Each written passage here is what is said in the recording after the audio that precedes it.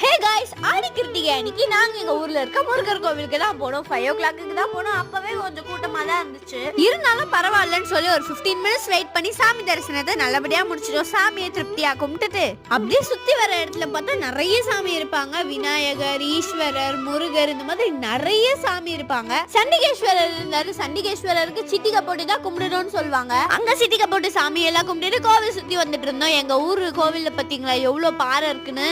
அப்படியே சுத்தி வரும்போது பார்த்தா வெள்ளித்தேர் ரெடி ஆயிட்டு இருந்துச்சு. பார்க்கவே பரவசமா இருந்துச்சு. 7 மணிக்கு தான் வெள்ளித்தேர் எடுப்பாங்களாம். அது வரைக்கும் எங்களுக்கு டைம் இல்லைன்றதுனால நாங்க தேர் நிக்கிற நிலையிலேயே பார்த்துட்டு வீட்டுக்கு போய் சாமி கும்பிடலான்னு வீட்டுக்கு வந்துட்டோம்.